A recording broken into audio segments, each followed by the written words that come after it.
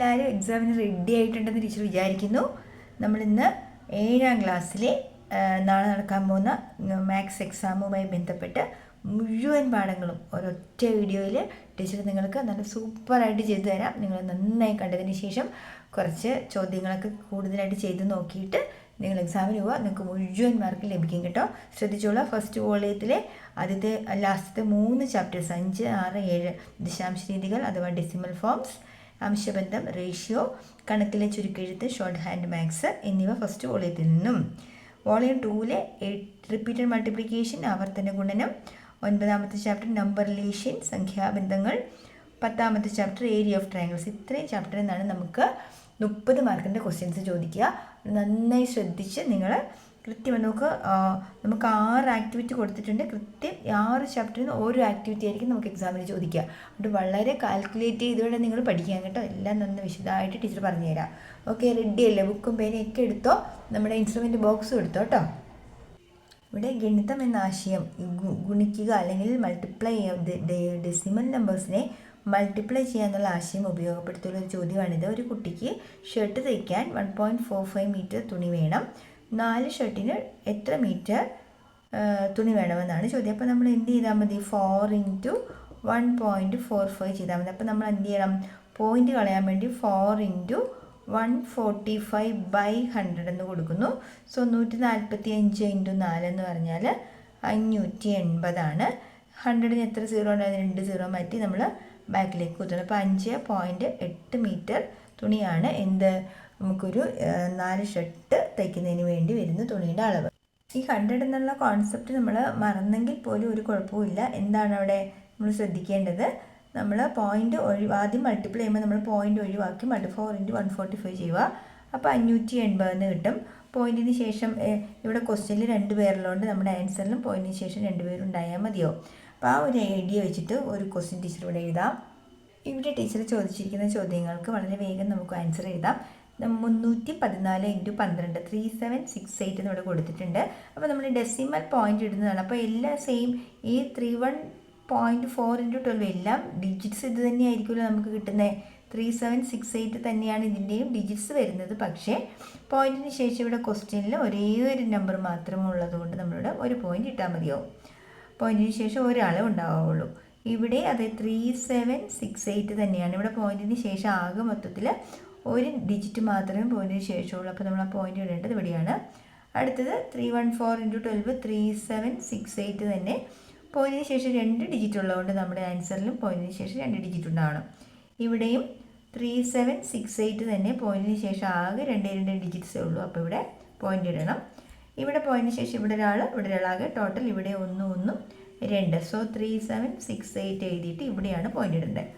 ഇവിടെ പോയിന്റിന് ശേഷം 2 ഉണ്ട്, ഇവിടെ 1 ഉണ്ട്. ആകെ മൊത്തം പോയിന്റിന് ശേഷം 3 പേരുണ്ട്. അപ്പോൾ 3768 പോയിന്റിന് ശേഷം 3 നമ്പേഴ്സ് ഉണ്ടായിരിക്കണം. ഇത്രയുള്ളൂ പോയിന്റ് ഇടുന്ന കോൺസെപ്റ്റ് കേട്ടോ. അടുത്തത് ഡിവിഷനാണ്. നോക്കുക, ഡെസിമലുള്ള നമ്പേഴ്സിൻ്റെ ഡിവിഷൻ എങ്ങനെയാണെന്ന് നമുക്ക് നോക്കാം. അപ്പോൾ ഇവിടെ എന്താണ്? 34.4 ഡിവൈഡഡ് ബൈ 8 എന്നാണ്. അപ്പോൾ എന്തായത്? 34.4നെ നമുക്ക് 344 ഡിവൈഡഡ് ബൈ 10 എന്ന് എഴുതാം. ഡിവിഷൻ എന്ന് പറയുമ്പോൾ ഇതിനെ 1/8 എന്ന് നമുക്ക് എഴുതാമല്ലോ. അപ്പം നോക്കുക, ഇത് ബൈ 10 കൊടുക്കാൻ കാരണം പോയിന്റിന് ശേഷം ഒരു നമ്പർ ഉള്ളതുകൊണ്ടാണ്. ഇനി നമുക്ക് വേണമെങ്കിൽ ഈ 34നെ നമുക്ക് 8 ആയിട്ട് കൺവേർട്ട് ചെയ്യാമല്ലോ. അതായത് 8 4 32. അപ്പം വേണമെങ്കിൽ ഇതിനെ നമുക്ക് 34നെ 8 4 4 × 43 × 8 എന്ന് ഇതിനെ എഴുതാം. ഈ 344നെ 43 × 8 എന്ന് എഴുതാം. Divided by 10 × 8. അപ്പോൾ ഈ 8ഉം 8ഉം കട്ടായി പോയി ബാക്കി എന്ത് വരും? 43 ഡിവൈഡഡ് ബൈ 10. സോ നമ്മുടെ ആൻസർ 4.3 എന്ന് വരും. പിന്നെ ഇങ്ങനെ നിങ്ങൾക്ക് ഇങ്ങനെ സ്പ്ലിറ്റ് ചെയ്യാനൊക്കെ ബുദ്ധിമുട്ടാണെന്ന് വിചാരിക്കുക. അപ്പോൾ നമുക്ക് ആ പ്രോബ്ലം ടീച്ചർക്ക് ചെയ്ത് കാണിക്കാം. അതിൻ്റെ ആൻസർ ഇപ്പോൾ കണ്ടോ 4.3 ആണല്ലോ. നമ്മൾ എന്ത് ചെയ്താൽ മതി? ഈ പോയിന്റ് ഒഴിവാക്കിയിട്ട് 344നെ 8 കൊണ്ട് ഡിവൈഡ് ചെയ്ത് 8 4s are 32. റിമൈൻഡർ 2 24നകത്ത് 8 3 times. So our answer is 43. പോയിന്റിന് ശേഷം ഒരാളേ ഉള്ളൂ. അപ്പോൾ നമ്മുടെ ആൻസറിലും പോയിന്റിന് ശേഷം ഒരാളുണ്ടാവണം. അപ്പോൾ സെയിം ആൻസർ തന്നെ കിട്ടും. ഏത് രീതി ചെയ്താലും കുഴപ്പമില്ല കേട്ടോ. അപ്പോൾ ഇവിടെ ചോദ്യം 33.6 കിലോഗ്രാം അരി 8 പേർക്ക് തുല്യമായി വൈദിക്കുക എന്ന് വെച്ചാൽ നമ്മൾ എന്ത് ചെയ്യണം? 33.6നെ എന്തുകൊണ്ട് ഡിവൈഡ് ചെയ്യണം? 8 കൊണ്ട് ഡിവൈഡ് ചെയ്യണം. അപ്പോൾ അതിന് മുന്നേ നമ്മൾ എന്ത് ചെയ്യണം? 33.6നെ 336 ഡിവൈഡഡ് ബൈ 10 എന്ന് എഴുതിയാൽ ആ പോയിൻ്റ് അങ്ങ് മാറുമല്ലോ. പിന്നെ ഇൻറ്റു 1/8 പ്രശ്നമില്ലല്ലോ. ഇനി നോക്കുക, 336 നമുക്ക് എങ്ങനെ വേണമെങ്കിലും എഴുതാം. 42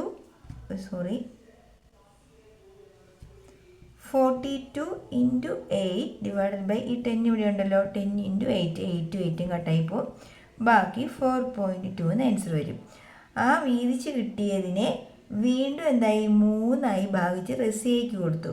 അപ്പോൾ അതിന് വീണ്ടും 3 കൊണ്ട് ഡിവൈഡ് ചെയ്യുക. അപ്പോൾ 4.2/3. അപ്പോൾ നമ്മളെങ്ങനെ എഴുതും? 42/10 ഇൻറ്റു 1/3. ഇനി നമ്മൾ എന്ത് ചെയ്യുക? ഈ 42നെ നമ്മളെങ്ങനെ എഴുതും? 42 എന്ന നമ്പറിനെ നമുക്ക് വേണമെങ്കിൽ എങ്ങനെ എഴുതാം? 14 ഇൻറ്റു 3 ഡിവൈഡഡ് ബൈ 10 ഇൻറ്റു 3 എന്ന് എഴുതാം. ഈ 3 കട്ടായ ബാക്കി 14/10 എന്ന് വരും. അതായത് 1.4 എന്ന് ആൻസർ വരും. ഇനി ഇത് ഇത്രയൊന്നും ചെയ്യാൻ നിങ്ങൾക്ക് ബുദ്ധിമുട്ടാണെങ്കിൽ നമുക്ക് എങ്ങനെയും കൂടി ചെയ്യാൻ ടീച്ചർ കാണിച്ചു തരാം. എന്ത് ചെയ്താൽ മതി? ഡയറക്റ്റായിട്ട് 336 ഡിവൈഡഡ് ബൈ 8 എന്ന് ചെയ്യാം. First 336 divided by 8, 8 4 32, remainder 1, 16 2. So നമ്മുടെ ആൻസർ എന്ന് പറയുന്നത് 42 എന്ന് കിട്ടും. ക്വസ്റ്റ്യനകത്ത് 33.6 എന്നായിട്ട് നമ്മുടെ ആൻസറിലും പോയിന്റിന് ശേഷം ഒരാളുണ്ടാവണം. വീണ്ടും എന്തായി? ഈ 42നെ നമ്മൾ 3 കൊണ്ട് ഡിവൈഡ് ചെയ്യുന്നു. സോ 42 ഡിവൈഡഡ് ബൈ 3 എന്ന് പറയുമ്പോൾ 1 3s are 3, റിമൈൻഡർ 1, 12നകത്ത് 3 ടൈംസ്. സോ 3 12 3 അല്ല, 12നകത്ത് 4 ടൈംസ്. 4 3s are 12. സോ നമ്മുടെ ഫൈനൽ ആൻസർ എന്ന് പറയുന്നത് 14 എന്ന് കിട്ടും. ഇവിടെ പോയിന്റിന് ശേഷം ഒരു കുത്താണ് ഉണ്ടായിരുന്നത്, അതുകൊണ്ട് നമ്മൾ എന്ത് ചെയ്യണം? ഇവിടെയും പോയിന്റിന് ശേഷം ഒരു ഡിജിറ്റ് എഴുതി 1.4 kg റൈസാണ് ലാസ്റ്റ് റെസിക്ക് കിട്ടിയ ഒരു ഭാഗം. അടുത്തത് ഫോം ദ ഡെസിമല. ദശാംശ രൂപം എഴുതുക. തന്നിരിക്കുന്ന ഒരു ഭിന്നസംഖ്യയാണല്ലോ, ഒരു ഫ്രാക്ഷനാണ്. അതിന് നമ്മൾ ദശാംശ രൂപത്തിൽ എഴുതുക. അപ്പം 4/5 നമുക്ക് സാധാരണ ഡിവൈഡ് ചെയ്യുമെങ്കിലും കുറച്ചുകൂടി എളുപ്പമാർഗം ഈ ഡിനോമിനേറ്ററിലുള്ള നമ്പറിനെ ഏറ്റവും അടുത്തുള്ള ടെൻസ് കൂട്ടിയുള്ള സീറോസ് ഉള്ള നമ്പറാക്കി എഴുതുക. അപ്പോൾ 5ൻ്റെ ഏറ്റവും നിയറസ്റ്റ് 0 വരുന്ന നമ്പർ എന്ന് പറഞ്ഞാൽ 10 ആണല്ലോ. 10 കിട്ടാൻ നമ്മൾ എന്ത് ചെയ്യണം? 5 × 2 ചെയ്യുന്നു. ഇവിടെ അതേ 2 താഴെ ബാലൻസ് ചെയ്യാൻ 2 കൊടുത്തുകൊണ്ട് ഇവിടെയും 2 കൊടുക്കുക. അപ്പോൾ എന്താവും? 8/10 എന്ന് വരും. 8/10 1 0 ഉള്ളതുകൊണ്ട് ഒരു ഡിജിറ്റ് മാറ്റി ഇവിടെ കുത്തിട്ടാൽ മതി. സോ ആൻസർ എന്ന് പറയുന്നത് 0.8 ആണ്. അടുത്ത ചോദ്യം 1/20 എങ്ങനെ ഡെസിമൽ ഫോമിലാക്കാം? അപ്പോൾ 20യുടെ നിയറസ്റ്റ് 0 ആയിട്ട് വരുന്ന ആളെന്ന് പറയുന്നത് 30 40 അങ്ങനെയൊന്നുമല്ല, 1 ഉൾപ്പെടെയുള്ള ഇതെങ്ങനെ ഇരിക്കണം? 10 100 1000 10,000 ഇങ്ങനെയാണ് നമ്മൾ ഡിനോമിനേറ്ററിലെ നമ്പേഴ്സിനെ കൺവേർട്ട് ചെയ്യുന്നതെങ്കിൽ നമുക്ക് ബാക്കിലേക്ക് മാറ്റി കുത്തിടാനൊക്കെ പറ്റുള്ളൂ കേട്ടോ. അപ്പോൾ 20 എന്ന നമ്പറിൻ്റെ നിയറസ്റ്റ് 0 ആയിട്ട് വരുന്നത് ആരാണ്? 100 ആണ്. അപ്പോൾ 20 എന്തുകൊണ്ട് മൾട്ടിപ്ലൈ ചെയ്താൽ 100 ആവും? That is 20 × 5. ഇവിടെയും നമ്മൾ എന്ത് ചെയ്യണം? × 5 ചെയ്യണം. So answer is 5/100. 100ന് 2 0 ഉള്ളതുകൊണ്ട് നമ്മുടെ ആൻസറിൽ എന്ത് വരണം? പോയിന്റിന് ശേഷം 2 പേരുണ്ടാവണം. അപ്പം 0.05 എന്ന് വരും. ക്ലിയർ അല്ലേ? ഇവിടെ രണ്ട് സൈഡിലും ഉള്ള സംഖ്യകൾക്ക് ഡെസിമൽ വന്നിട്ടുണ്ട്. അപ്പോൾ രണ്ടിടത്ത് ദശാംശ സംഖ്യ വന്നാൽ നമുക്കിതെങ്ങനെ ചെയ്യാമെന്ന് നോക്കാം. അപ്പോൾ എന്ത് ചെയ്യാം? നമുക്ക് 325നെ നമുക്ക് 325/100 എന്ന് എഴുതാം. ഡിവൈഡഡ് ബൈ 2.5നെ 25/10 എന്ന് നമുക്ക് എഴുതാം. അപ്പോൾ ഡിവിഷൻ വരുമ്പോൾ ടീച്ചർ പറഞ്ഞിട്ടുണ്ട്, രണ്ടാമത്തെ സംഖ്യ ഏതാണോ അതിൻ്റെ റെസിപ്രോക്കൽ കണ്ട് മൾട്ടിപ്ലൈ ചെയ്താൽ മതി. അപ്പം 325/100 ഇൻറ്റു 10/25. അപ്പോൾ നമ്മൾ എന്ത് ചെയ്യുന്നു? ഇവിടെ 325/25 നമുക്ക് ഇത് രണ്ടും നമുക്ക് ആദ്യം ഡിവൈഡ് ചെയ്തെടുക്കാം.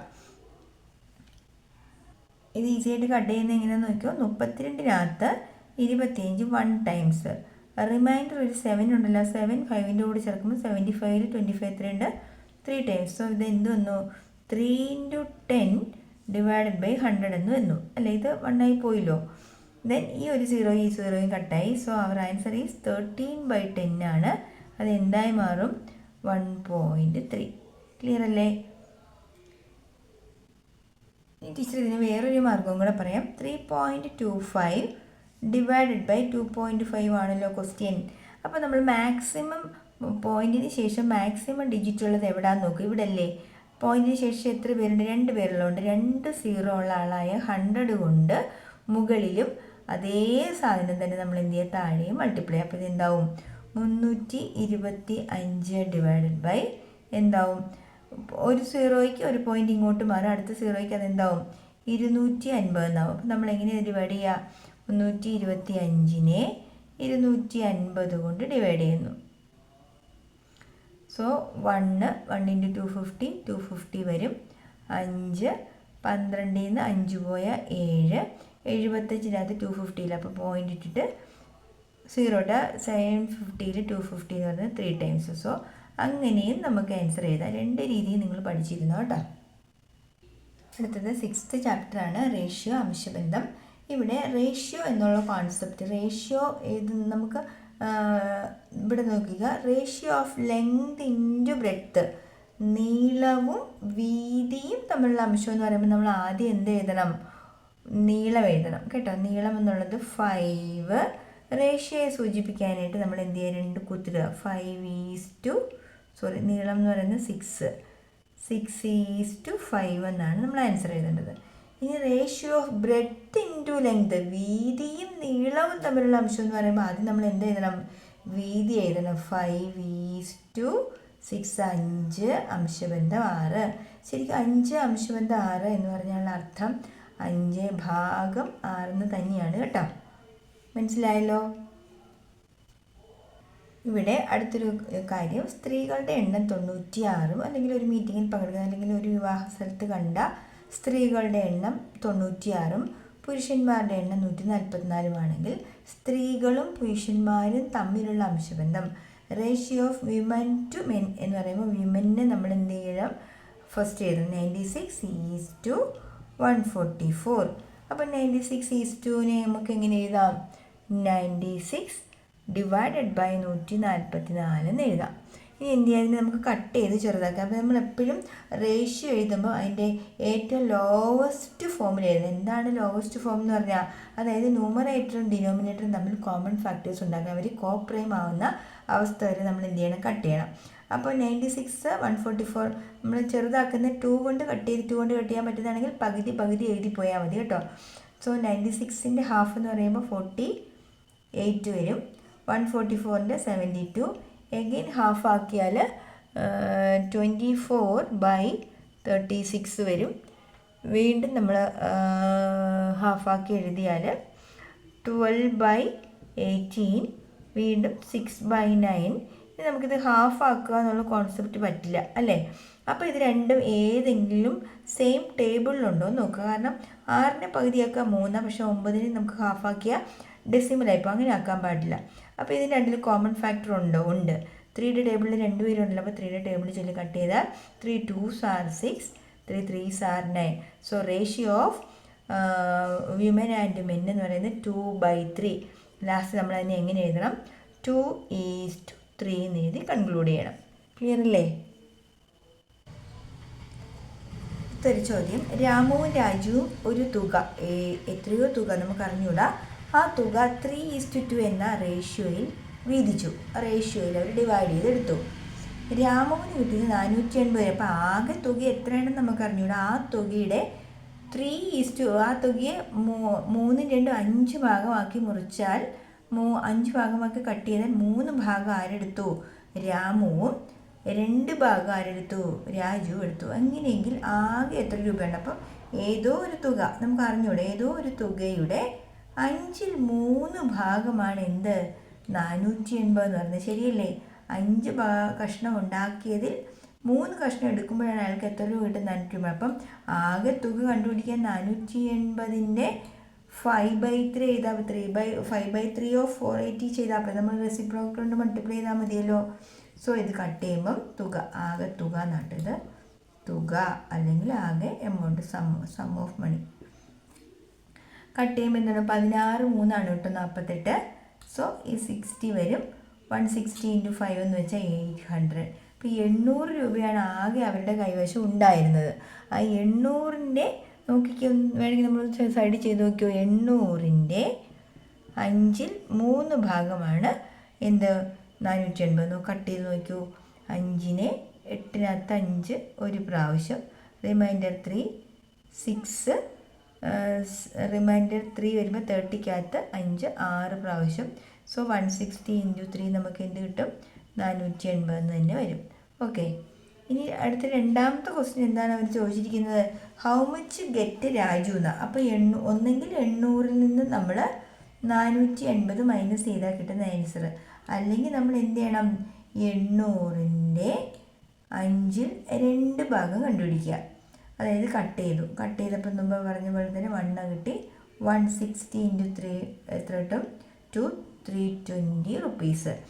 രാമുവിന് എത്ര കിട്ടി? രാമുവിന് കിട്ടിയത് 480-ഉം രാജുവിന് കിട്ടിയത് 320-ഉമാണ്. ക്ലിയർ അല്ലേ?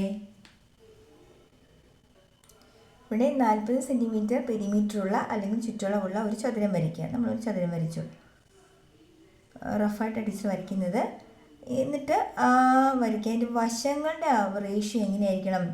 2:3 എന്നുള്ള റേഷ്യോ ആയിരിക്കണം. അതായത് ഇത് 30 ആണെങ്കിൽ ഇത് 20 ആയിരിക്കണം. അങ്ങനെ മനസ്സിലാകുന്നത്. 30, 20, 50 നമുക്ക് വേണ്ടത് 40. അപ്പോൾ ഇത് എങ്ങനെ ഈ റേഷ്യോ അനുസരിച്ച് ഒന്ന് കട്ട് ചെയ്യുക? അപ്പോൾ ഒരു കാര്യം ശ്രദ്ധിച്ചോളുക, അവർ പറഞ്ഞിട്ടുണ്ട് പെരിമീറ്റർ എന്ന് പറയുന്ന ഈ സൈഡ് ആഡ് ചെയ്താൽ എത്ര കിട്ടണം? 40 ആയിരിക്കണം. അങ്ങനെയാണെങ്കിൽ ഈ 2 സൈഡ്സ് ആഡ് ചെയ്താൽ നമുക്കറിയാമല്ലോ എത്ര. 2 സൈഡ്സ് ആഡ് ചെയ്താൽ കിട്ടുന്നത് 20. ഇത് രണ്ടും കൂടെ ആഡ് ചെയ്താൽ നമുക്ക് കിട്ടുന്നത് 20 ആയിരിക്കും. ഇത് രണ്ടും കൂടെ ആഡ് ചെയ്താൽ കിട്ടുന്നത് 20 ആയിരിക്കും. അങ്ങനെയാണ് 20 + 20 40 വരുന്നത്. അപ്പോൾ എന്താ 2 സൈഡ്സിൻ്റെ റേഷ്യോ, അതായത് B+L എന്ന് പറയുന്നത് 20 ആണ്. അപ്പോൾ അവയുടെ റേഷ്യോ എങ്ങനെയാണെന്ന് പറഞ്ഞാൽ 2:3. അപ്പോൾ length is equal to length നീളം കൂടിയ ഭാഗമാണല്ലോ. അപ്പോൾ എന്ത് ചെയ്യുക? 5 ഭാഗത്തിൽ 3 എടുക്കണം. ആരുടെ? 20ൻ്റെ അല്ലേ? 3/5 of 20. Breadth is equal to, breadth means വീതിയാണ് കേട്ടോ. വീതി, ഇത് നീളം. വീതി എന്ന് പറയുന്നത് ആകെ 5 ഭാഗത്തിൽ 2 ഭാഗം മാത്രമാണ് വീതിക്കായിട്ട് വന്നിരിക്കുന്നത്. അപ്പോൾ 2/5 ഓഫ് 20, 20ൻ്റെ 5-ൽ 2 ഭാഗം. ഇത് കട്ട് ചെയ്താൽ എന്ത് വരും? 4. 4 5 ആണല്ലോ 20. സോ 4 3s are 12 സെൻറ്റിമീറ്റർ നീളവും ഇത് രണ്ടും കട്ട് ചെയ്താൽ 4 വരും. 4 2s are 8 സെൻറ്റിമീറ്റർ. അപ്പോൾ നോക്ക് 12 തൊട്ട് 20 വന്ന് കണ്ടോ? അപ്പോൾ നമ്മൾ വരയ്ക്കുമ്പോൾ എങ്ങനെ വരയ്ക്കണം? 8 സെൻറ്റിമീറ്റർ നീളത്തിലും ഇങ്ങനെ 8 സെൻറ്റിമീറ്റർ ഈ നീളം ഇവിടെ കൊടുക്കണം. ഇവിടെ 12 cm കൊടുക്കണം. പക്ഷേ യഥാർത്ഥത്തിൽ വരയ്ക്കാൻ ആവശ്യപ്പെട്ടാൽ സ്കെയിൽ വെച്ച് കൃത്യ അളവെടുത്തിട്ട് വേണം നിങ്ങൾ വരയ്ക്കാൻ കേട്ടോ.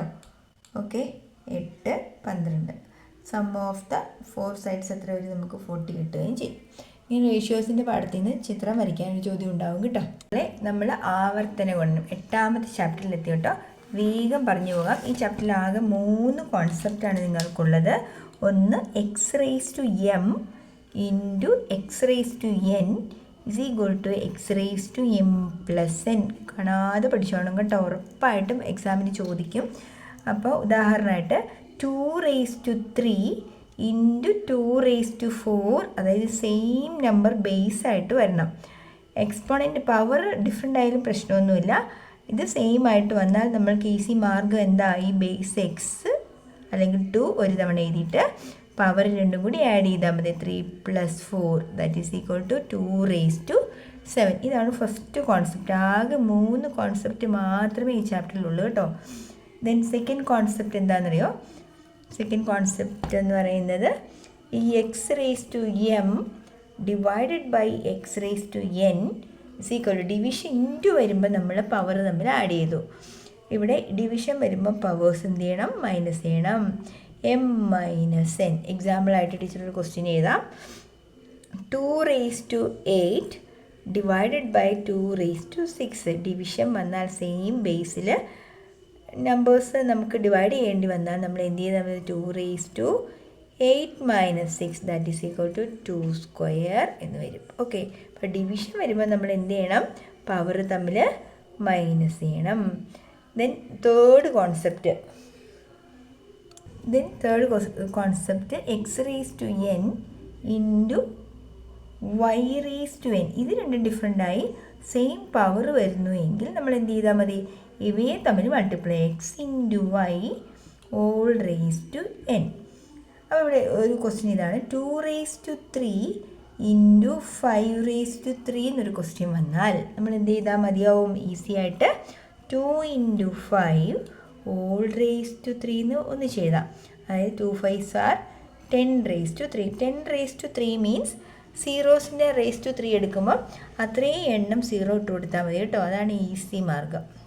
10 ഇൻറ്റു 10 ഇൻറ്റു 10, അതാണ് 10 raised to 3 എന്ന് വെച്ചാൽ. ഓക്കെ, നമ്മളിപ്പോൾ പഠിച്ച ഈ 3 കോൺസെപ്റ്റ് പറഞ്ഞു. അതിൽ ഏതോ ഒരു കോൺസെപ്റ്റ് ഉപയോഗപ്പെടുത്തിയാണ് ഇവിടെ ഈ ചോദ്യം വന്നിരിക്കുന്നത്. ക്വസ്റ്റ്യൻ ഇതാണ്, which is equal to 2 raised to 10. 2 raised to 10 തുല്യം ഏതാണ്? അപ്പോൾ a raised to m into a raised to n നമുക്കറിയാം എന്താണ്, a raised to m plus n. 2 raised to 5 plus 2 നമ്മൾ എന്തെന്ന് എഴുതും, ആൻസർ ഈസ് 2 raised to 7. അപ്പോൾ ഫസ്റ്റ് വൺ അല്ല എന്ന് മനസ്സിലായി അല്ലേ? ഫസ്റ്റ് വൺ അല്ല നമ്മുടെ കറക്റ്റ് ആൻസർ. അപ്പം ഇതെടുക്കണ്ട. അടുത്തത് 2 raised to 9 into 2 raised to 1. a raised to m into a raised to n, a raised to m plus n that is equal to 2 raised to 10. 2 raised to 10 equal ആയതാണെന്നായിരുന്നു ചോദിച്ചപ്പോൾ ഈ number equal ആണ്. അടുത്ത ഇത് നോക്കാം, 2 raised to 5 into 2 raised to 5 എന്തുവരെ, a raised to m into a raised to n. ഏതാണ്, a raised to m plus n. 5 plus 5 എന്ത് വരും, 2 raised to 10. അപ്പോൾ ഇതും കറക്റ്റാണ് അല്ലേ, a raised to m into a raised to n, a raised to m plus n. അപ്പോൾ ഈ answer കറക്റ്റാണ്, ഈ ആൻസറും കറക്റ്റാണ്. അടുത്തത് 2 raised to, third one, 2 raised to 10 into 2 raised to 1. a raised to m into a raised to n, a raised to m plus n എന്ത് വരും, 2 raised to 11. നമുക്ക് വേണ്ടത് 2 raised to 10 തുല്യം ആരൊക്കെയായിരുന്നു. അപ്പോൾ ആരൊക്കെയാണ് 10 തുല്യം, ഈ രണ്ടാമത്തതും മൂന്നാമത്തുമായിരുന്നു 2 raised to 10 തുല്യം. ക്ലിയർ അല്ലേ? പിന്നെ ഒരു ചോദ്യം കൊടുത്തിരിക്കുന്നത് 25 raised to 2 into 4 raised to 2. Different numbers same പവറിൽ വന്നാൽ എന്ത് ചെയ്യണമെന്നാണ് ടീച്ചർ പറഞ്ഞത്, രണ്ടും കൂടി ഒന്നിച്ച് മൾട്ടിപ്ലൈ ചെയ്തതിന് ശേഷം റേസ് ടു 2 എടുത്താൽ മതിയോ. അതായത് 25 into 4 100 whole raise to 2. 2 zero ഉള്ള ആളുടെ സ്ക്വയർ എടുക്കുമ്പോൾ എത്ര സീറോ വരും എന്നറിയോ, 4 സീറോ വരും കേട്ടോ.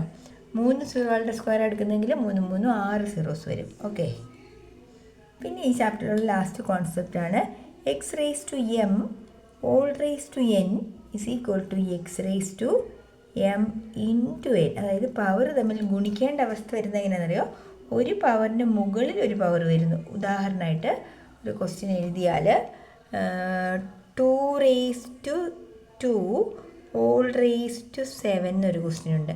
അപ്പോൾ നമ്മൾ ഇനി എഴുതണം 2 raised to 2 into 7 that is equal to 2 raised to 14. Clear അല്ലേ? ഈ ഐഡിയ എല്ലാം ഉപയോഗപ്പെടുത്തിയുള്ള ഒരു ചോദ്യമാണിത്. Which is not equal to 256. അപ്പം നമുക്ക് 256 എന്താക്കാൻ അറിയാം, നമുക്ക് പ്രൈം പ്രോഡക്റ്റ് ആക്കാൻ അറിയാം. അതായത് 2 കൊണ്ട് കട്ട് ചെയ്യുമ്പോൾ 128, അഗെയിൻ 2 കൊണ്ട് കട്ട് ചെയ്യുമ്പോൾ 64, ദെൻ 2 കൊണ്ട് കട്ട് ചെയ്യുമ്പോൾ 32, അഗെയിൻ 2 കൊണ്ട് ഡിവൈഡ് ചെയ്യുമ്പോൾ 16, ദെൻ 2 8 2 4 2 2 2 1. നമ്മൾ എത്ര ടൂസ് ഉണ്ട്, 1 2 3 4 5 6 7 8. യഥാർത്ഥത്തിൽ 2 raised to 8 ആണ് എന്ത്, 256. അപ്പം which is not equal to 256. അപ്പോൾ ഇത് ഈക്വൽ ആണ്. അപ്പോൾ ഇത് നമ്മൾ എടുക്കണ്ട. അടുത്തത് 4 raised to 4 നോക്കാം. നമ്മൾ മുമ്പേ പറഞ്ഞ കോൺസെപ്റ്റ് പ്രകാരം നോക്കിക്ക് വളരെയധികം ശ്രദ്ധിച്ചുകൊണ്ട് പരീക്ഷയ്ക്ക് ചിലപ്പോൾ നിങ്ങൾക്ക് തെറ്റുമായിരിക്കും. അതായത് ഈ x raise to m whole raise to എന്നിനെ നമുക്ക് x raise to m into n എന്ന് എഴുതാമല്ലോ.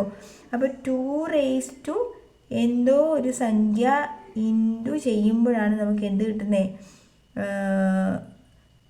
നമുക്ക് 8 കിട്ടണം. അപ്പോൾ നമുക്ക് ഈ 4 എന്ന നമ്പർ ഇതുകൊണ്ട് ഈ 4 കണ്ടോ, ഈ 4ന് വേണമെങ്കിൽ ടീച്ചർക്ക് 2 raised to 2 or raise to 4 എന്ന് എഴുതുന്നത് തെറ്റില്ലല്ലോ. അപ്പോൾ 2 ഓൾ റേസ് ടു 4 എന്താ 2 ഈ a raise to m whole raise to n a raise to m into n എഴുതാം. അപ്പം 2 റേസ് ടു 2 ഇൻറ്റു 4 എന്ത് വരും 2 റേസ് ടു 8. അപ്പോൾ യഥാർത്ഥത്തിൽ 4 റേസ് ടു 4 എന്ന നമ്പർ 2 റേസ് ടു 8 തന്നെയല്ലേ? സംശയമുണ്ടോ? ഒന്നുകൂടി കാണിച്ചു തരാം. 4 റേസ് ടു 4 എന്ന സംഖ്യയും 2 റേസ് ടു 8ഉം സെയിം ആണോ? അപ്പോൾ നമ്മൾ എന്ത് ചെയ്യും? ഇത് ബേസ് 2 അല്ലേ, ഇതിനെ കൂടെ ബേസ് 2 ആക്കാൻ 4നെ 2 സ്ക്വയർ എഴുതാലോ. അപ്പോൾ 2 സ്ക്വയർ ഓൾ റേസ് ടു 4 എത്രയാ? 2 റേസ് ടു 8 അല്ലേ. 4 2s are 8.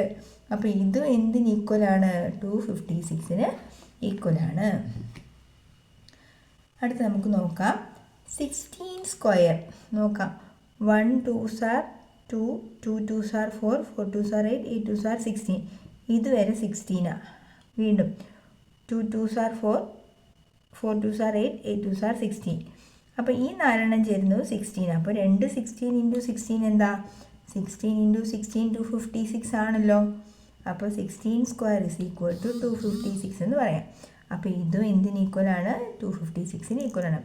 Then 8 raise to 3, അത് മാത്രമേ നമുക്ക് കൺഫ്യൂഷൻ ഉള്ളൂ. അപ്പോൾ അതെങ്ങനെ നോക്കുന്നത്? 8 എടുക്കുന്നത് എങ്ങനെയാ? 1 2 3 2s ആകുമ്പോഴാണല്ലോ. അപ്പോൾ ഒരു 8 ആയി. എഗെയിൻ ഈ 3 2s എടുത്താൽ ഒരു 8 ആയി. ദെൻ ഈ 3 2വിനോട് 2 ഉണ്ടോ? ഇല്ല, 2 2 ഉള്ളൂ. ഒരു 2 കൂടെ വന്നെങ്കിലേ ആകുള്ളായിരുന്നു. അപ്പം ഇതാണ് wrong answer. Okay, 8 raise to 3 എന്ന് പറയുന്നത് 256 അല്ല. ഇനി അതുമായി ബന്ധപ്പെട്ട വേറൊരു ചോദ്യം ഇവിടെ നമുക്ക് പരിചയപ്പെടാം. Which of the following cannot be written as a power of 1/2? അപ്പോൾ 1/2ൻ്റെ പവർ മീൻസ് എന്താ? 1/2നെ പല പ്രാവശ്യം ഗുണിക്കുന്നത്. 1/2ൻ്റെ ഫസ്റ്റ് പവറാണിത്. That is answer is 1/2. അടുത്തത് 1/2 സ്ക്വയർ എന്ന് വെച്ചാൽ എന്താ? 1/2 ഇൻറ്റു 1/2. Our answer is 1/4. അപ്പോൾ 1/4 എന്ന് പറയുന്നത് പവർ ഓഫ് 1/2 ആണ്. അടുത്തത് 1/2 ഓൾ റേസ് ടു 3 എന്ന് വെച്ചാൽ 1/2 into 1/2 into 1/2 that is equal to 1 into 1 into 1 1. 2 2s are 4 2s are 8. അപ്പം 1/8 എന്താണ്? 1/2ൻ്റെ തേർഡ് പവറാണ്. അടുത്ത എന്താ? 1/2 ഓൾ റേസ് ടു 4 എടുക്കാം. അപ്പോൾ ഇന്ന് വരും 1/2 into 1/2 into 1/2 into 1/2. 1 into 1 into 1 that is 1. 2 2s are 4 2s are 8 2s are 16. അപ്പോൾ 1/16 is also the power of 1/2. എന്ത് പവറാ? 4th പവറാണ്. സോ ഏത് മാത്രമാണ് നമ്മുടെ ആൻസർ അല്ലാത്തത്? ഇത് 1/6 cannot be written as the power of 1/2. പിള്ളേർ ഇനി ഈ മോഡലൊരു ക്വസ്റ്റ്യൻ പ്രതീക്ഷിക്കാം കേട്ടോ. 25ൻ്റെ ക്യൂബ് തന്നിട്ടുണ്ട്. പിന്നെ അവരിതാ 2.5 ക്യൂബ്, 0.25 ക്യൂബ്, 0.025 ക്യൂബിൻ്റെ ആൻസർ നമ്മൾ മെൻ്റലി നമുക്ക് കാൽക്കുലേറ്റ് ചെയ്യുന്നത് എഴുതി നോക്കാതെ ചെയ്യാം. അപ്പം 2.5 ഓൾ ക്യൂബ് എന്ന്. അപ്പോൾ അതിൻ്റെ അർത്ഥം എന്താ? യഥാർത്ഥത്തിൽ ഇങ്ങനെ ചെയ്യേണ്ട, എന്നിട്ട് ചുമ്മാ ചെയ്ത് കാണിക്കാം. 2.5 ഇൻറ്റു 2.5 ഇൻറ്റു 2.5 എന്നാണല്ലോ അർത്ഥം. നമ്മുടെ ആൻസർ എന്ത് തന്നെയാണ്? 15625. പോയിന്റിന് ശേഷം ഇവിടെ ഒരാൾ, ഇവിടെ ഒരാൾ, ഇവിടെ ഒരാൾ. എത്ര ഡിജിറ്റ് മാറ്റണം? ബാക്കിലേക്ക് 3 സ്ഥാനം. അപ്പോൾ ഇവിടെ ഇങ്ങനെ തന്നെ ചിന്തിച്ച് വെച്ചാൽ മതി. പോയിന്റിന് ശേഷം ഒരാളേ ഉള്ളൂ. അതിൻ്റെ റേസ് ടു 3 എന്ന് പറയുമ്പോൾ 3 നമ്പർ പുറകിലേക്ക് മാറ്റണം. അങ്ങനെയാണ് നിങ്ങൾ പറയുക. പോയിന്റിന് ശേഷം ഇവിടെ 2 അല്ലേ? അപ്പോൾ 3 പ്രാവശ്യം 2 എടുക്കുമ്പോൾ അതിന് 6 ഡിജിറ്റ് നമ്മൾ ബാക്കിലേക്ക് കുത്തിട്ട് മാറണം. വേണമെങ്കിൽ ഒന്ന് എഴുതി പോകണ്ട, എഴുതി പോയി പഠിച്ചാൽ ശരിയാവത്തില്ല. നിങ്ങൾ എങ്ങനെ എഴുതുക ആൻസർ? 15625. Point 0.25 into 0.25 into 0. പോയിൻറ്റിന് ശേഷം 2 എണ്ണം ഉണ്ട്. 2 എണ്ണം 3 പ്രാവശ്യം മാറുമ്പോൾ 3 2s are 6 ഡിജിറ്റ് നമ്മൾ പുറകിലേക്ക് മാറണം. 1 2 3 4 5 ഒരു 0യും കൂടി ഇട്ടിട്ട് വേണം എന്ത് ചെയ്യാൻ? നമ്മൾ പോയിൻ്റ് ഇടാൻ. ഓക്കെ, ഇനി ഇവിടെ നമുക്ക് 3 ഡിജിറ്റ്സാണ്. 0.025. അപ്പോൾ ആദ്യം ഒരു 3 മാറണം, പിന്നെ ഒരു 3, പിന്നെ ഒരു 3.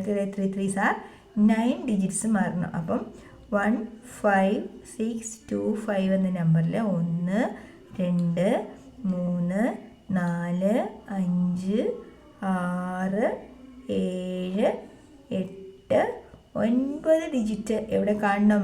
പോയിന്റിന് ശേഷം ഉണ്ടായിരിക്കണം. ഇതാണ് എൻ്റെ കറക്റ്റ് ആൻസർ. ക്ലിയർ അല്ലേ നിങ്ങൾക്ക്? അപ്പോൾ ഈ മോഡലൊരു ക്വസ്റ്റ്യൻ ഉറപ്പായിട്ടും പരീക്ഷയ്ക്കുണ്ടാവും. നന്നായിട്ട് ചെയ്ത് നോക്കിയിട്ട് പോകണം കേട്ടോ. ഈ നമ്മുടെ ആ ചാപ്റ്ററിൽ ഒരു കോൺസെപ്റ്റോടെ പറഞ്ഞ് ടീച്ചർ അടുത്ത ചാപ്റ്ററിലേക്ക് പോകാം. അതായത് ഒരു 49 ഡിവൈഡഡ് ബൈ 343 നമുക്ക് ചെയ്യണമെന്ന് വെച്ചാൽ ഇതിനെ പ്രൈം പ്രോഡക്റ്റിൻ്റെ പവർ ആക്കി വയ്ക്കുകയാണ് നമുക്ക് എഴുതേണ്ടതെങ്കിൽ ഇത് നമുക്ക് 49 എന്ന് വെച്ചാൽ 7 സ്ക്വയറും 343 7 ക്യൂബോ 7 × 7 × 7 ആണ്. അപ്പോൾ നമുക്ക് ചെറിയ നമ്പറിനെ വലിയ നമ്പർ കൊണ്ട് ഡിവൈഡ് ചെയ്യേണ്ട ഒരു സിറ്റുവേഷൻ വന്നാൽ നമ്മൾ എന്ത് ചെയ്യണം? 1/7 ഇത് താഴേക്ക് കൊണ്ടുവരണം. 7⁻³ - 2 എന്ന് എഴുതി 1/7⁻1 അങ്ങനെ ഇത് ഒന്ന് ശ്രദ്ധിച്ചോണേ. മുകളിൽ ചെറിയ നമ്പറും താഴെ വലിയ നമ്പർ, അതായത് പവർ എക്സ്പോണൻ്റ് എന്ന് പറയുന്നത് ന്യൂമറേറ്ററിൽ ചെറുതും ഡിനോമിനേറ്ററിൽ വലുതുമാണെങ്കിൽ നമ്മൾ 1/1/1/1/1 എന്നുള്ള കാര്യം ഓർത്തോണം. പിന്നെ സാധാരണ പോലെ 3 - 2 ചെയ്താൽ മതിയാവും. അങ്ങനെ നമ്മൾ 9ാം ചാപ്റ്ററിൽ എത്തി കേട്ടോ. ഇത് ക്ലാസ് കഴിഞ്ഞ ഉടനെ നിങ്ങളിരുന്ന് ഫുൾ ക്വസ്റ്റ്യനും ചെയ്ത് നോക്കണേ. സംഖ്യാബന്ധങ്ങൾ, നമ്പർ റിലേഷൻ എന്നുള്ള ചാപ്റ്ററാണ്. ഓക്കെ, ഫാക്ടർ എന്താണെന്നൊക്കെ ടീച്ചർ വിശദമായിട്ട് ക്ലാസ് വീഡിയോ ഒക്കെ ഇട്ടിട്ടുണ്ട്. അപ്പോൾ ഇവിടെ ഒരു ക്വസ്റ്റ്യൻ, 40ൻ്റെ എല്ലാ ഫാക്ടേഴ്സിനെയും നമുക്ക് കണ്ടുപിടിക്കണം. എല്ലാ ഫാക്ടേഴ്സും അല്ല, നമ്പർ ഓഫ് ഫാക്ടേഴ്സ് കണ്ടുപിടിക്കണം. നമ്പർ ഓഫ് ഫാക്ടേഴ്സ്, എല്ലാ ഘടകങ്ങളുടെയും എണ്ണം, എല്ലാ ഘടകങ്ങളൊന്നും വേണ്ട, ഘടകങ്ങളുടെ എണ്ണം. അപ്പോൾ ഇങ്ങനെ ഒരു ക്വസ്റ്റ്യൻ വന്നാൽ ഫസ്റ്റ് ഓഫ് ഓൾ നമ്മൾ ചെയ്യേണ്ടത് 40നെ അഭാജ്യ സംഖ്യകളുടെ ഗുണനഫലമായി എഴുതുക. പ്രൈം പ്രോഡക്റ്റ് ആക്കി എഴുതാനും ടീച്ചർ പഠിപ്പിച്ചിട്ടുണ്ട്. 40 എന്ത് ചെയ്യണം? നമ്മളിങ്ങനെ ഡിവൈഡ് ചെയ്യുക.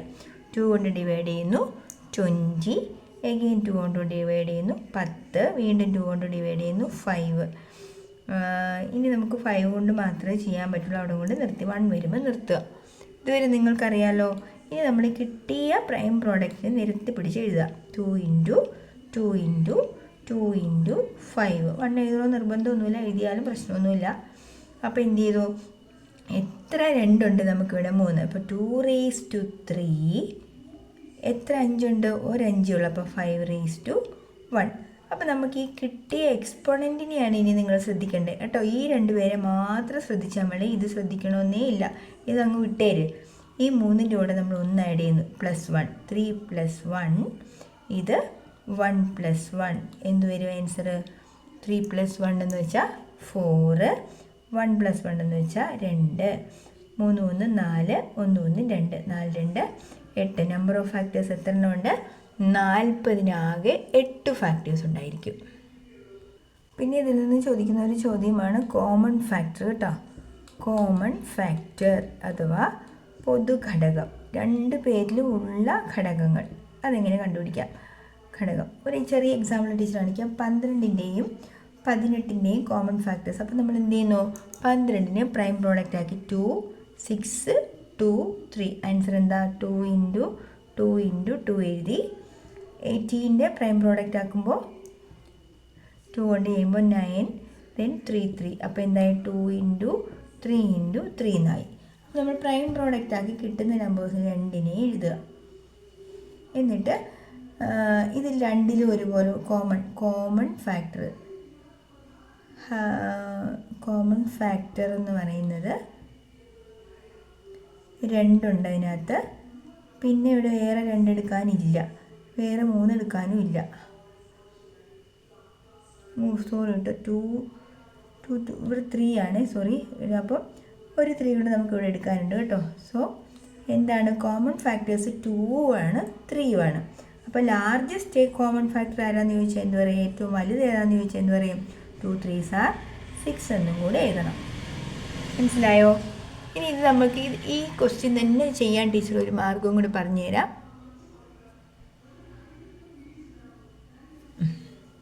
അതായത് 12ൻ്റെ ഫാക്ടേഴ്സ് നമ്മൾ കണ്ടുപിടിച്ചല്ലോ. അതായത് കോമൺ ഫാക്ടർ ആയിട്ടുള്ള 2ഉം 3യും മാത്രം നമ്മൾ എടുക്കുന്നു.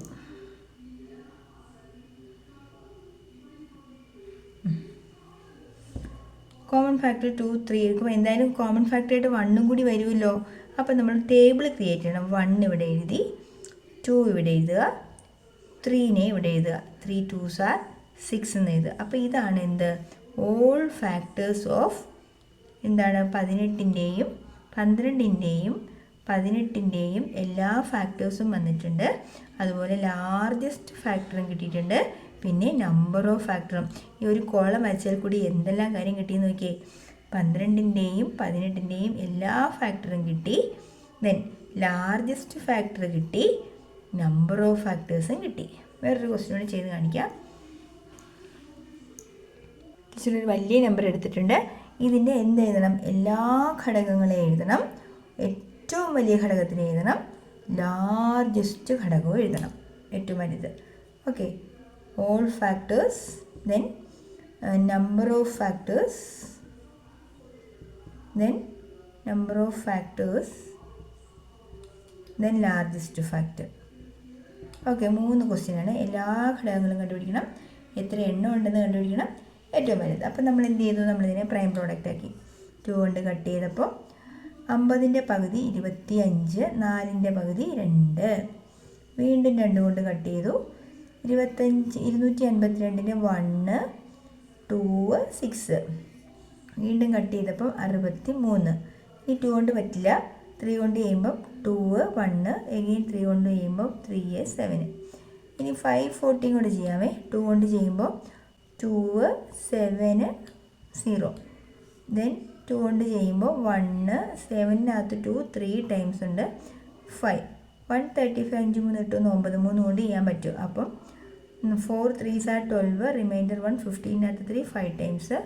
വീണ്ടും 3 കൊണ്ട് ചെയ്യുമ്പോൾ 15, വീണ്ടും 3 കൊണ്ട് ചെയ്യുമ്പോൾ 5.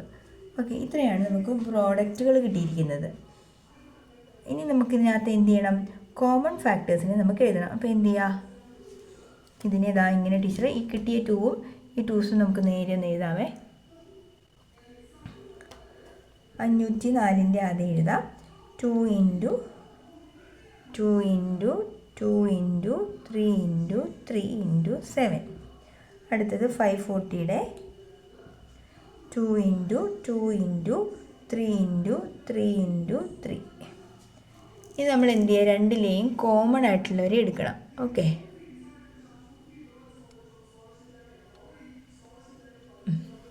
ഇനി നോക്കുക. കോമൺ ആയിട്ടുള്ളവരെ മാത്രം നമ്മൾ ചൂസ് ചെയ്തു. 2, ഇവിടെ 2, പിന്നെ ഒരു 2 എടുക്കാനില്ല. ദെൻ ദാ ഇവിടെ ഒരു 3, ദാ എഗെയിൻ ഒരു 3. 7നും ആളില്ല. ആ കോമൺ ആയിട്ട് കിട്ടിയവരെ മാത്രം നമുക്ക് ഒരു പ്രാവശ്യം ഇവിടെ എഴുതാം. 2 × 2 × 3 × 3. ശരിക്കും ശ്രദ്ധിച്ചോണം കേട്ടോ, അല്ലെങ്കിൽ പരീക്ഷയ്ക്ക് മറന്നു പോകരുത്. എല്ലാത്തിനും കോമൺ ആയിട്ടുള്ളവരിൽ നിന്നും ഒരാളെ എടുത്ത് നമ്മളിവിടെ എഴുതി. ഇതുവരെ ക്ലിയർ അല്ലേ? ഒരിക്കൽ കൂടി ടീച്ചർ ക്വസ്റ്റ്യൻ ആവർത്തിക്കുകയാണ്. എന്തൊക്കെയാണ് കണ്ടുപിടിക്കുന്നത്? 504ൻ്റെയും 540ൻ്റെയും എല്ലാ ഫാക്ടേഴ്സിനെയും കണ്ടുപിടിക്കണം. നമ്പർ ഓഫ് ഫാക്ടേഴ്സ് കണ്ടുപിടിക്കണം. ഏറ്റവും വലിയ ഫാക്ടറും കണ്ടുപിടിക്കണം. അപ്പോൾ എല്ലാത്തിലും 1 ഫാക്ടറാണെന്ന് ടീച്ചർ ഓൾറെഡി പറഞ്ഞു കഴിഞ്ഞു അല്ലേ? എല്ലാത്തിലും 1 ഫാക്ടർ ഇല്ല. എല്ലാ ടേബിളിലും 1ൻ്റെ ടേബിളിൽ എല്ലാ നമ്പറും ഉണ്ടാവുമല്ലോ. അപ്പോൾ 1 ഒരു ഫാക്ടറാണ്. അപ്പോൾ ആ 1 നമ്മൾ ടേബിൾ ക്രിയേറ്റ് ചെയ്യാൻ വേണ്ടി 1 എഴുതി. ദെൻ ഈ ഒരു 2നെ ഇവിടെ എഴുതുന്നു. ദെൻ ഈ 2 2s are 4 എന്നുള്ളതും കൂടി ഇവിടെ എഴുതുക. ഇനി 3 എന്നുള്ള നമ്പറിന് 1ന് നേരെ താഴെ എഴുതുക. 3 3s are 9 ഇവിടെ എഴുതുക. ഇനി നമ്മൾ എന്ത് ചെയ്യുക? ഈ 3 × 2, 3 2s are 6, 3 4s are 12, 9 2s are 18, 9 4s are 36. എല്ലാം കിട്ടി. ഓൾ ഫാക്ടേഴ്സ് കിട്ടി. ആരൊക്കെയാണ്? 1 2 4 3 6 12 9 18 36. സോ നമ്പർ ഓഫ് ഫാക്ടേഴ്സ്, എല്ലാ ഇത് ഓൾ ഫാക്ടേഴ്സ്, എല്ലാ ഘടകങ്ങളും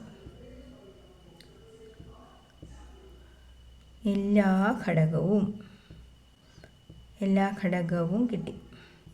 ഇനി എണ്ണം, എത്ര എണ്ണമുണ്ട്? Number of factors. ആ കോളത്തിനകത്ത് വന്നവരുടെ എണ്ണം എടുത്താൽ മതി. 1 2 3 1 2 3 3 3s are 9. 9 പേരുണ്ട്. ഇനി ലാർജസ്റ്റ് ആര്? ഏറ്റവും വലുത്. ലാർജസ്റ്റ് വലുത്. വലിയ പൊതുഘടകം എന്ന് പറയുന്നത് ഈ ലാസ്റ്റ് കോളത്തിൽ വന്ന ആളായിരിക്കും. ഓക്കെ. 36 മനസ്സിലായി എന്ന് ടീച്ചർ വിചാരിക്കുന്നു. ഓക്കെ അല്ലേ? കുറേ ക്വസ്റ്റ്യൻസ് ചെയ്ത് നോക്കണേ കേട്ടോ. പിന്നെ ഈ പാഠത്തിൽ നിന്ന് ചോദിക്കാൻ സാധ്യതയുള്ള 2 1 വേർഡ് ക്വസ്റ്റ്യൻ ടീച്ചർ ഒന്ന് ഓർപ്പിച്ചേക്കാം. Number of factors of prime number. ഏതൊരു പ്രൈം നമ്പറിൻ്റെയും number of factors odd number ആയിരിക്കും കേട്ടോ. ഒറ്റ അക്ക സംഖ്യയായിരിക്കും. ഇപ്പോൾ ഉദാഹരണമായിട്ട് ഒരു number of factors of prime number, sorry ഓടെന്നല്ല, number of factors of prime numbers എപ്പോഴും എത്ര ആയിരിക്കും? 2 എണ്ണം ആയിരിക്കും. 2 എണ്ണം, 2 നമ്പേഴ്സ് കേട്ടോ, സോറി 2 എന്ന് എഴുതാം.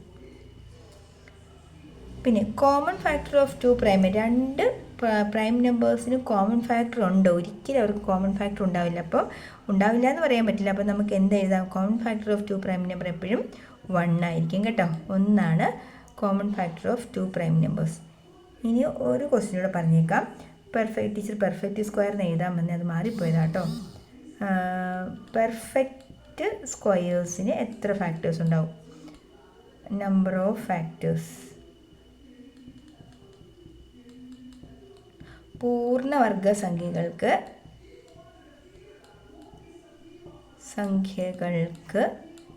എത്ര ഘടകമുണ്ടാകും? അത് ഒറ്റയക്ക എണ്ണമായിരിക്കും കേട്ടോ.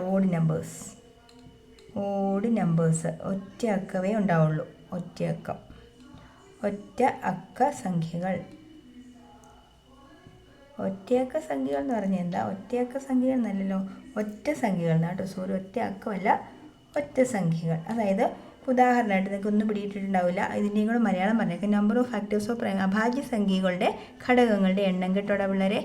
അഭാജ്യ സംഖ്യകളുടെ ഘടകങ്ങളുടെ എണ്ണം. അഭാജ്യ സംഖ്യ എന്ന് പറഞ്ഞാൽ അറിയില്ല, 2. 2ൻ്റെ ഘടകം ആരൊക്കെ? 1ഉം 2ഉം മാത്രമല്ലേ വരുള്ളൂ. 3 അഭാജ്യ സംഖ്യയാണല്ലോ, 1ഉം 3ഉം മാത്രമേ വരുള്ളൂ.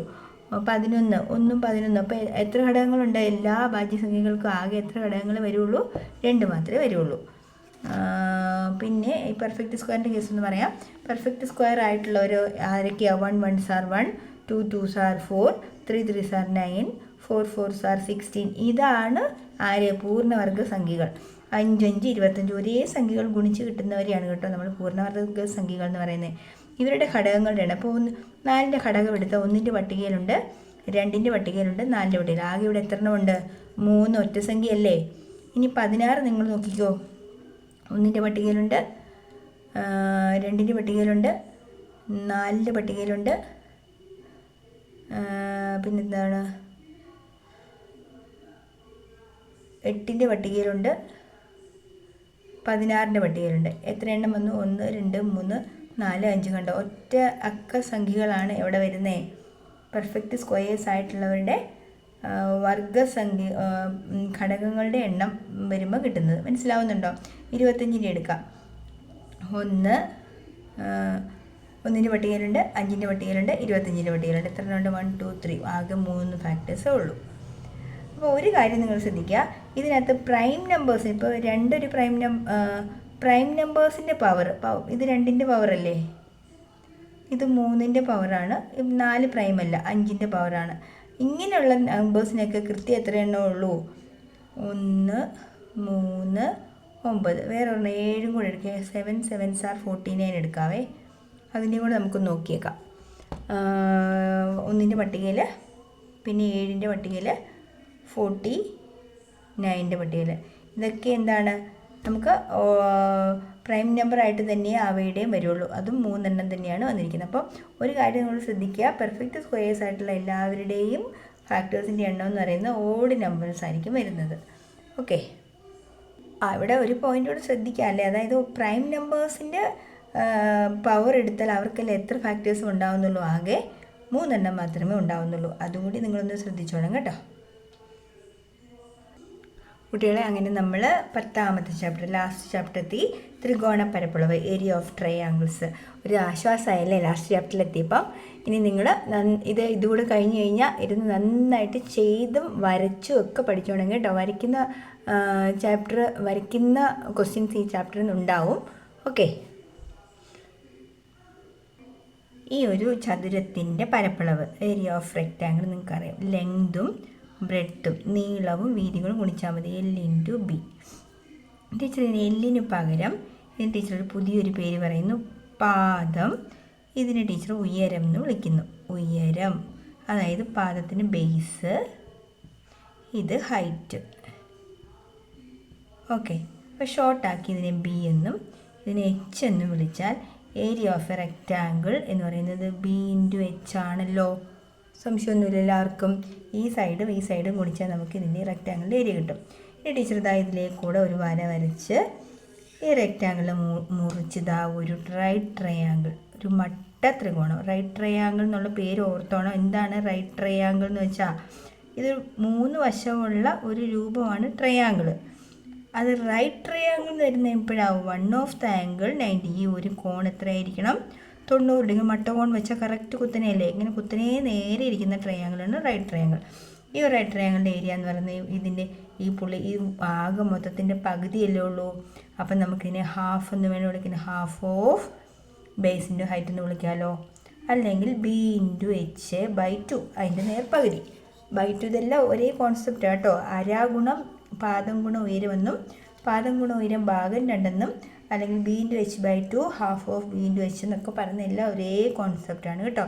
അപ്പോൾ area of a right triangle അല്ലെങ്കിൽ ഏരിയ ഓഫ് എ ട്രയാങ്കിൾ എന്ന് പറയുന്നത് ഹാഫ് ഇൻറ്റു ബേസ് ഇൻറ്റു ഹൈറ്റാണ്. ടീച്ചർ ആദ്യം റൈറ്റ് ട്രയാങ്കിൾ എന്ന് പറഞ്ഞിട്ട് പിന്നെ ടീച്ചർ ട്രയാങ്കിൾ എന്ന് തന്നെ പറഞ്ഞു അല്ലേ? അതെന്താണെന്നൊന്ന് ശ്രദ്ധിച്ചോ. ഏരിയ ഓഫ് എ ട്രയാങ്കിൾ എന്ന് പറഞ്ഞതിന് കാരണം നോക്കുക. ഇത് റൈറ്റ് ട്രയാങ്കിൾ അല്ല, ഇതൊരു റൈറ്റ് ട്രയാങ്കിൾ ആയിട്ടല്ല ടീച്ചർ വരച്ചത്. ഇവിടെ 90 വരുമെങ്കിലും പെട്ടെന്ന് നിങ്ങൾക്ക് ഒറ്റ നോട്ടത്തിൽ ഇത് റൈറ്റ് ട്രയാങ്കിൾ ആയിട്ട് ചിലപ്പോൾ തോന്നണമെന്നില്ല. അപ്പോൾ പക്ഷേ ഈ ട്രയാങ്കിളിൻ്റെ ഏരിയ കണ്ടുപിടിക്കാൻ ഈ ബേസ് ലെങ്ത് നമുക്ക് അറിഞ്ഞാൽ മതി. ബേസും ഈ ഹൈറ്റ് ഇതും അറിഞ്ഞാൽ നമുക്ക് എന്ത് ചെയ്താൽ മതി? Half into base into height തന്നെയായിരിക്കും ഇവിടെയും റൈറ്റ് ട്രയാങ്കിൾ, ഈ ട്രയാങ്കിളിൻ്റെ ഏരിയ എന്ന് പറയുന്നത്, അല്ലെ പരപ്പളവ് എന്ന് പറയുന്നത്. ഇനി വേറൊരു രീതിയും കൂടെ ഉണ്ട്. ഒരു ട്രയാങ്കിൾ ഇതാ ഇങ്ങനെ നിൽക്കുകയെന്ന് വിചാരിക്കുക. ഈ ഒരു ഷേപ്പിലാണ് ഈ ട്രയാങ്കിൾ നിൽക്കുന്നത്. അപ്പോഴും നമുക്ക് എന്ത് ചെയ്താൽ മതി? ബേസ് ഇൻറ്റു ഹൈറ്റ് തന്നെയാണ്. ഈ ട്രയാങ്കിളിൻ്റെ ബേസ് ലെങ്ത് എന്ന് പറയുന്നത് ഇതാണല്ലോ ബേസ്. തറയിൽ ഉറച്ചിരിക്കുന്ന ഈ ഭാഗമാണ് ബേസ് ഒരു 7 എന്നും. ഹൈറ്റ്, ട്രയാങ്കിളുടെ ഹൈറ്റ് എവിടെ നിന്ന് നമുക്ക് കണക്കാക്കുന്നത്? തേർഡ് വെർട്ടെക്സിൽ നിന്നും നേരെ കുത്തിനെ താഴേക്ക് വരയ്ക്കുന്ന പൊക്കമാണ് എന്ത്? നമുക്ക് ഹൈറ്റ് എന്ന് പറയുന്നത്. അപ്പോൾ ഇതൊരു 2 ആണെങ്കിൽ ഹാഫ് ഇൻറ്റു 2 × 7. ഇത് കട്ട് ചെയ്ത ആൻസർ 7 cm² എന്ന് വരും. അല്ലെങ്കിൽ നിങ്ങൾ കട്ട് ചെയ്യാൻ പാടാണെങ്കിൽ 7 2s are 14. 14ൻ്റെ പകുതി, 14ൻ്റെ ഹാഫ് എത്ര? 7 തന്നെ കിട്ടിക്കോളും. ക്ലിയർ അല്ലേ? ഇത്രയേ ഉള്ളൂ റൈറ്റ് ട്രയാങ്കിളിൻ്റെ ഏരിയ. അപ്പോൾ ഈ കോൺസെപ്റ്റ് വെച്ചിട്ടുള്ള വിവിധ തരത്തിലുള്ള ചോദ്യങ്ങളാണ് ഈ പാഠത്തിലുള്ളത്.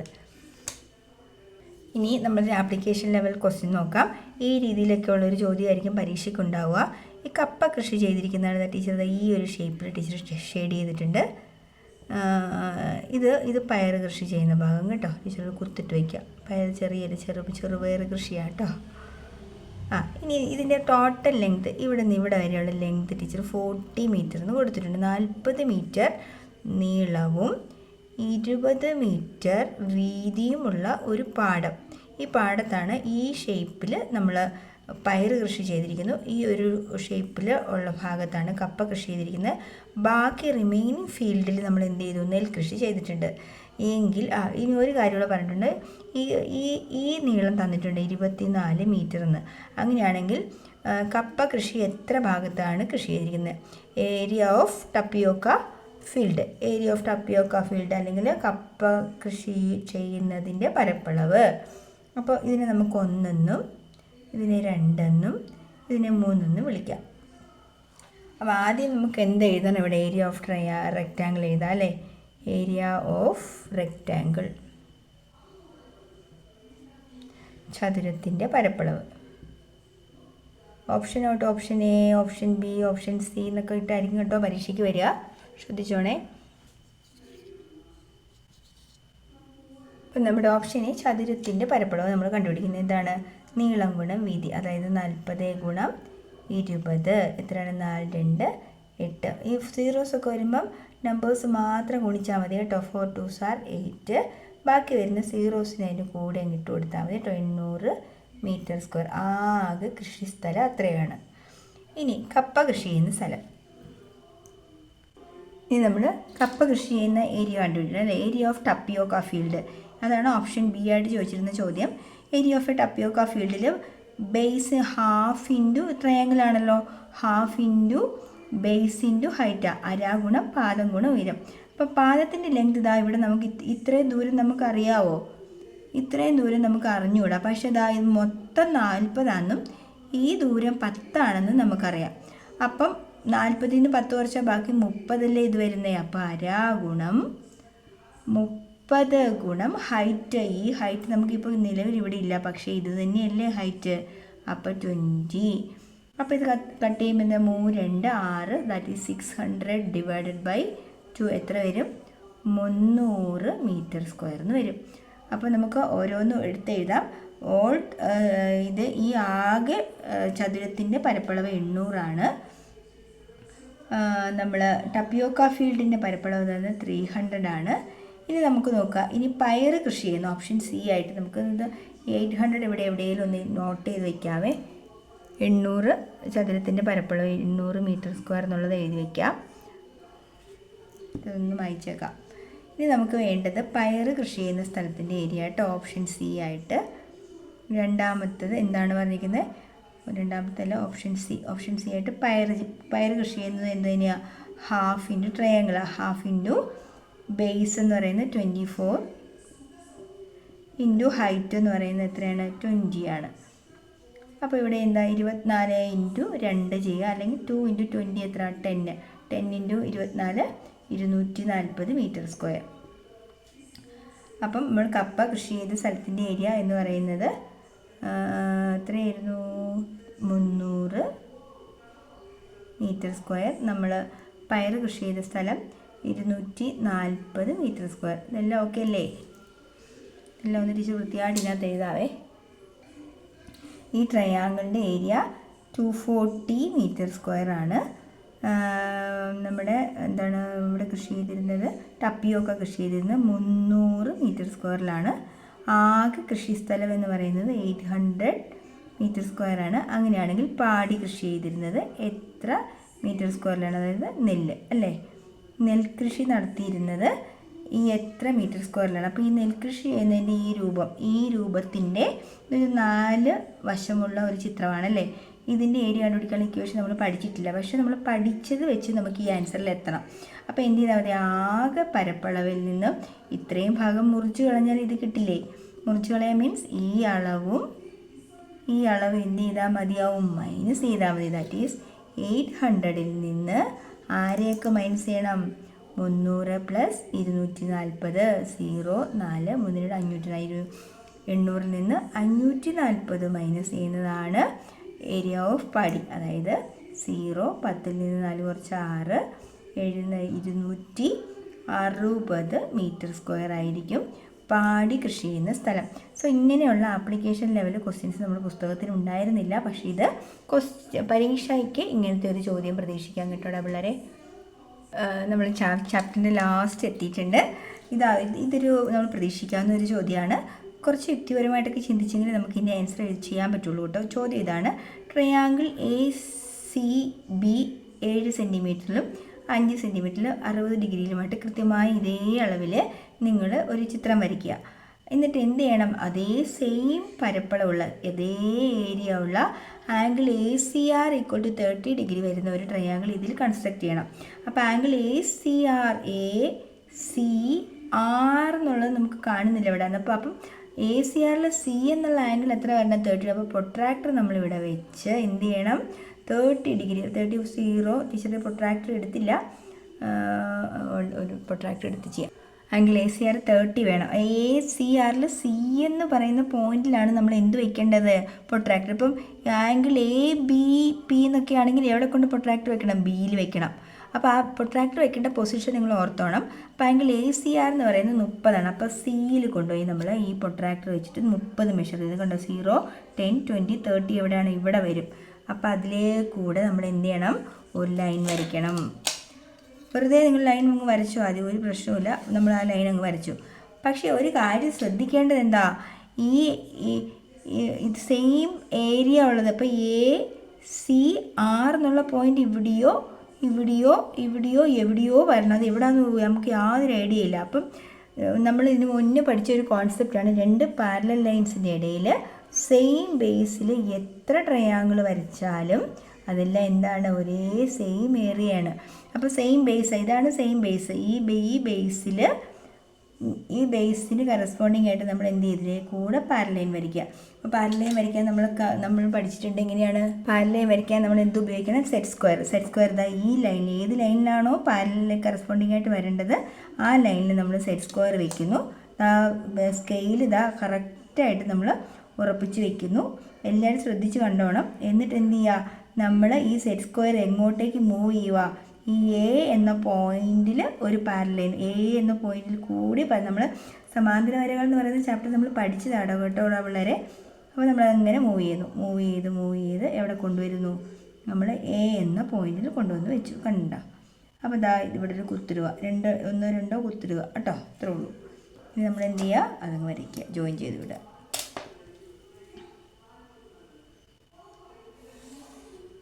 അപ്പോൾ നമുക്ക് കിട്ടി, ഏതാണ് ആ പോയിന്റ് കിട്ടി. അപ്പോൾ ACR എന്ന് പറയുന്ന അതിന് കറസ്പോണ്ടിങ് ആയിട്ടുള്ള ട്രയാങ്കിൾ ACR കിട്ടിക്കഴിഞ്ഞു. ഓക്കെ, ട്രയാങ്കിൾ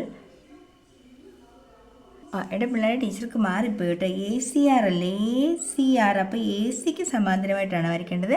ഒറ്റ മിനിറ്റ് ടീച്ചർ ഒന്ന് ഡബ് ചെയ്തിട്ട് വരയ്ക്കാം. ഇവിടെ ACRൽ AC ആട്ടോ ബേസിന് പാരലായിട്ടാണ് നമ്മൾ വരയ്ക്കേണ്ടത്. അപ്പോൾ ഇവിടെ ACRൽ നമ്മൾ എന്ത് ചെയ്യുന്നു, ഈ സിയിൽ കൂടി നമ്മൾ പ്രൊട്രാക്ടർ വെച്ച് എന്ത് ചെയ്യുന്നു, 30 ഡിഗ്രി മെഷർ ചെയ്തു. അപ്പോൾ 30 ഡിഗ്രി എന്നുള്ള പോയിന്റ് വരുന്നത് ഇവിടെയാണ്. അപ്പോൾ നമ്മൾ എന്ത് ചെയ്യുന്നു, അതിലേക്കൂടെ നമ്മൾ ലൈൻ വരച്ചു.